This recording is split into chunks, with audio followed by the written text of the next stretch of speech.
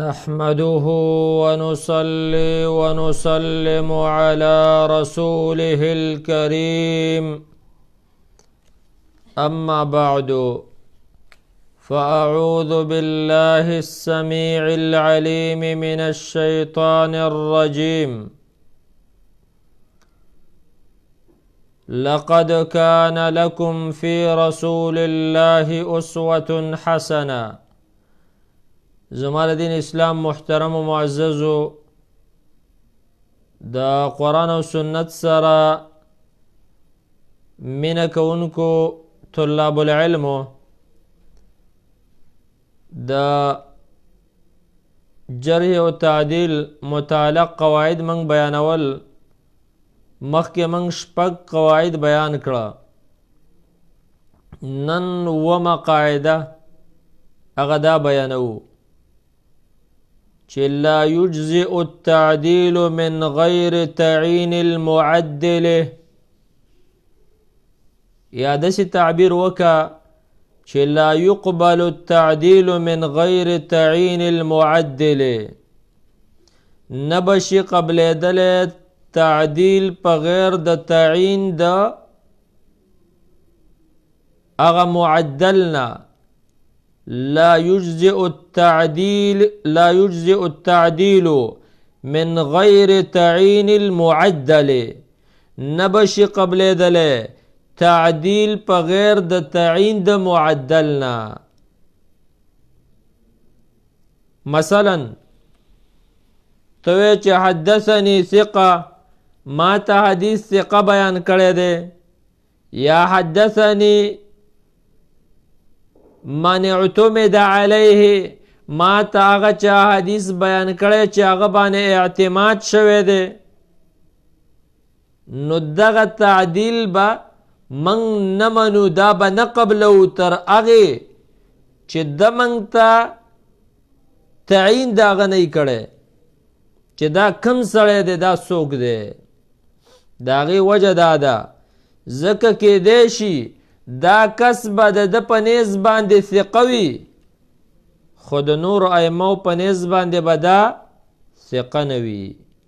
نو کله چې دا وی چې حدثنی ثقه دا تعدیل علی الابهام ده او دا نشی قبل ده په باب د جرح و تعدیل کې. د دې وجنا خطیب بغدادی رحمه الله وی پال کفایت دو نوی کی اذا قال العالم وی کلچی و عالم وی کل من رویت عنه فهو ثقه. ارغ سوک چی زت روایت نقل کم دا بس ثقی وان لم اسمه اگر کزول نم ذکر نکم. ثم روى عمل لم يسمه بیدا روایت ددسی و کسن نقل کی چی نم ولا ذکر نکی فإنه يكون مزكيا له. وإذا سړی خود د تزکیه کوونکی شو خو غیر ان لا نعمل على تزکیته. دومره خبره ده چې موږ به د په تزکیه باندې عمل نکو دا به نه قبلو ځکه دا به ثقه صرف د په نسبانی د بل چا په نسبانی بنی لجواد ان نعرفه اذا ذكره بخلاف العداله. ځکه که چرته دا نوم واخلی نو بیا به موږ دا وپیژنو او چې کله دا نوم وانخلی موږ ته نو ممکن د په نسبت باندې به د عدالت برابر وي خو دته به په د باندې جرح معلومه نه وي. د دې وجې نه د دې مثال علما دا ذکر کوي چې امام شافعی رحمه الله اغوی چې اخبرنا ثقتو مال ثقه خبر را کړی دی عن صالح مولى التوأمه قال بعض اهل المعرفة بالحديث هو ابراهيم ابن ابي يحيى. امام شافعی مال یو ثقه خبر را کړی دی د صالح مولى التوأمه.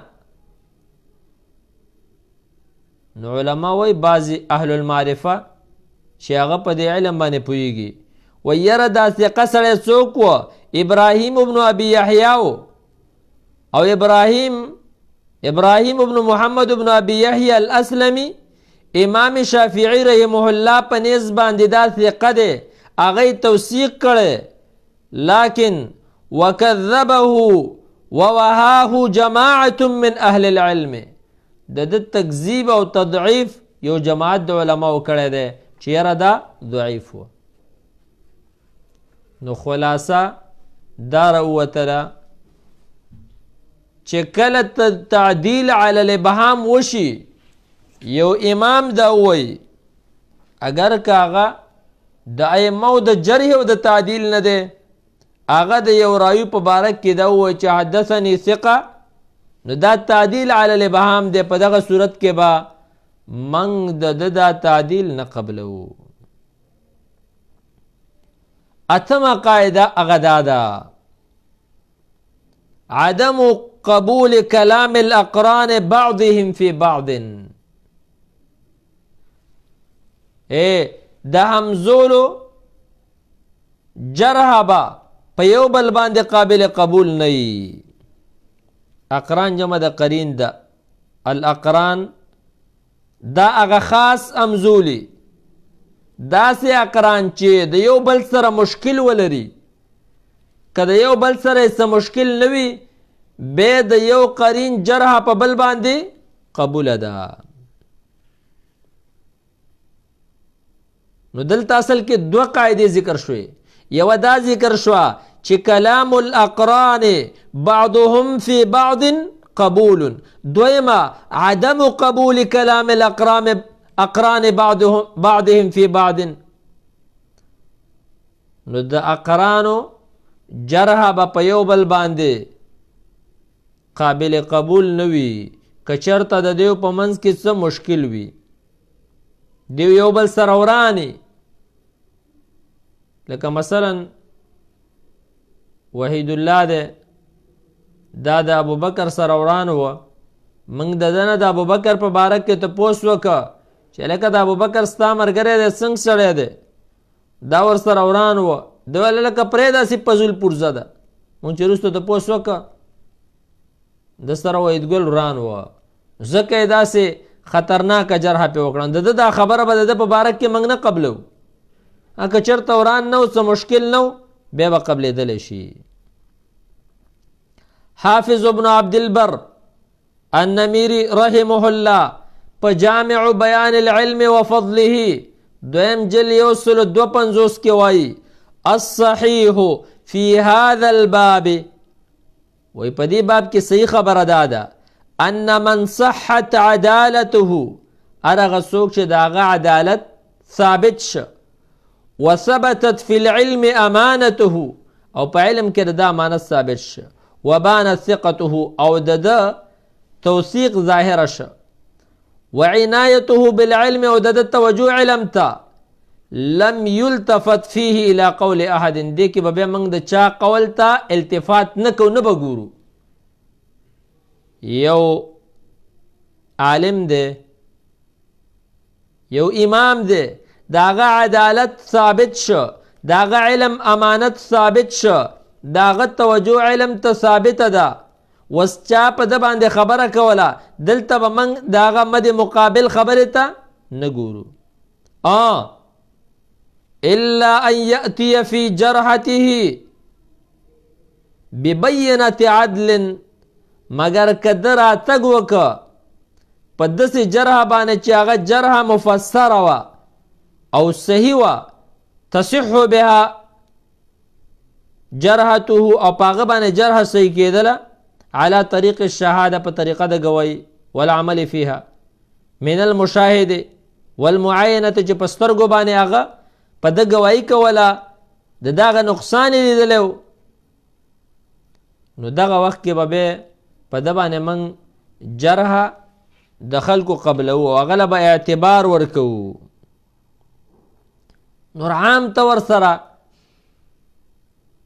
چې یو قرین د بل قرین سره وران دی غصه شه ورته بیا به موږ خبره نه قبلو. خاص کر چې کله د دیو ترمنځ دشمنی ورانۍ بغض جنګونه راشي. د دې وجه نه علامه ابن عبدالبر رحمه الله وی په دې جامع بیان العلم وفضله کې وی قد كان بين أصحاب رسول الله صلى الله عليه وسلم وجلة العلماء عند الغضب كلام هو أكثر من هذا. وی د رسول الله د صحابه کرامو ترمنځ د غټو غټو علماو ترمنځ د غصې په حالات کې داسې خبرې راغلي دي چې هغه د دې نه غټې وي. ولكن أهل الفهم والعلم والميز لا يلتفتون إلى ذلك. لیکن علماء د پوهې خاوندان او اهل المیز هغې ته ویل کېږي چې هغه صحیح او ضعیفه خبره جدا کوي. هغې دې خبرې له اعتبار نه دی ورکړی، نه ورته کتلي. لأنهم بشر، ځکه دي انسانانو، یغضبون ويرضون، دیو غصه کېدل، دیو خوشحالېدل. والقول في الرضا غیر القول في الغضب، او پر رضا کې هغه خبره نه چې کومه په غصه کې. مثلا مخکې موږ مثال پیش کړ، وحید الله دی، هغه د دې وحید ګل نه خوشحاله و. نو موږ تپوس چا د وحید الله نه وکړه چې هلکه دا وحید ګل څنګه سړی دی؟ هغه ویل هلکه ډېر ښه سړی دی، سخت تقوادار دی، سار جمع لم راځي او مړه درسونو کې هم ناست دی او دا ده او دا ده، سخت صفت یې وله وکړه. وسه که چېرته لږ غونته کې دې وحید ګل وحید الله غوسه که، بیا ترې تپوس وکړه وحید الله ته ووایه چې وحید ګل څنګه سړی دی؟ هغه وایي مړه د الله بنده، درس لم چېرته 10 ورځې پس راشي او سار جمع خو ته معاف ده، د دې نه تېرېږه وایي خوند یې نشته، غوسه یې ورته ښه. نو په غوسه کې به ځان هم پسې خبرې ورولي. د دې وجې نه چې کله د اقرانو ترمنځ یو څه مشکل و، نو بیا به د قرین جرح په قرین باندې قابل قبول نه. دا قاعده شوله. د دې مثال واوره، امام مالک رحمه الله د جرح کړې ده په محمد ابن اسحاق ابن یسار باندې. امام مالک رحمه الله د محمد ابن اسحاق په باره کې فرمایل چې دا امام دی په مغازیو کې. امام مالک د ده په باره کې څه ویل؟ دجال من الدجاجله، وی دا غټ دجال و. د محمد ابن اسحاق په باره کې دا خبره کوله. دا یې ولې ویلې؟ وی د محمد ابن اسحاق یو ورځ دا ویلي چې اعرضوا علی علم مالک، ما ته د امام مالک علم راوړې، ما تاسو هسې ویو چې دا امام دار الهجره دی. وی فانی انا بیطاره، زه د ده د غواګانو ډاکټر یم. نو ګوره خطرناکه تشبیه ورکړه ښه. نو په دې وجه باندې امام مالک رحمه الله غصه شه او د محمد ابن اسحاق په باره کې دا ویل چې دجال من الدجاجله. نو په دې وجه باندې علما وایي دلته به د امام مالک دا جرح په محمد ابن اسحاق باندې قابل قبول نه وي. یا چا دا هم ویلي چې د امام مالک رحمه الله تکذیب د محمد ابن اسحاق علا وکړه چې کله هغه د ده په نسب باندې طعن لګولی و. حافظ ذهبي رحمه الله په سیر اعلام النبلا اتم جل یو یا کې وایي روی عن ابي اسحاق انه زعم ان مالكا وآله موالي بني التيم فاخطأ. د دې محمد ابن اسحاق وایي دا ګمان و چې ګنې دا امام مالک او د ده خاندان دا غلامان د بني تیم قبیلې و. دا غریب په دې خبره کې خطا شوی و، چا د ده نه تپوس کړی و د امام مالک رحم الله په باره کې چې دا د کم خاندان دی. نو هغه دا ویلو چې یاره دا خو د بني تیم قبیلې غلامان دي. غریب خطا شوی. نو امام مالک رحم الله چې کله خبر شو چې موږ ته خو غلامان ویلی دي، نو په دغه وجه باندې امام مالک رحم الله دته دجال ویو چې دجال من الدجاجله، دا خو دروغجن دی، دروغ وایي. دارنګ حافظ ذهبي رحمه الله په سیر و اعلام النبلا 18 جلد 462 کې وایي قد كان ابو عبد الله ابن مندة يقذع في ابي نعيم وی ابو عبد الله ابن منده چې د به جرح کوله په ابو نعیم باندې ولې لمکان الاعتقاد المتنازع فيه بين الحنابلة واصحاب ابي الحسن ځکه وی د دې حنابلو او د ابو الحسن د مرګرو خپل منځ کې سره ورانه وه ونال ابو نعیم ايضا ابو نعیم هغه ته څه تکلیف هم رسولی او خبرې هم پسې کړې وې نو دې وجې نه علماو دا ویل دي چې کم اقران د یو بل سره څه مشکل لري په عقیده کې یا د یو بل سره لږ ونته کې وراني دغه صورت کې به د قرین جرح په قرین باندې قابل قبول نه وي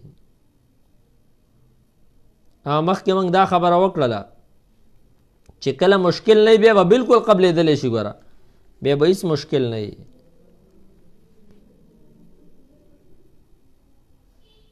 د دې وجې نه علماو دا ویلی دي چې د قرین خبره به په د قرین جرح به په قرین باندې قبول نه وي چې کله د دې ترمنځ اختلافي په عقایدو کې مگر څه شرطونه هغه علماو ذکر کړي دي چې کله دغه مسله نه نو بیا به قبلېدلی شي بیا د دې دغه یو څو مثالونه موږ ذکر کړه او علماو د دې نورم ډېر مثالونه ذکر کړل دي خلاصه خبره ده نن درس کې موږ تاسو ته دوه قاعدې وړاندې کړې د قواعدو د جرح او تعدیل نه یوه قاعده دا ده چې نه بشي قبلېدلی تعدیل په غیر د تعیین د معدل نه چې ته د یو چا تعدیل کې نوم یې نه اخلې نو تر هغې به موږ دا نه قبلو یو امام که د یو چا تعدیل کوي نوم به اخلي چې ټول یې وپېژني ځکه کیدی شي ستا په نیز باندې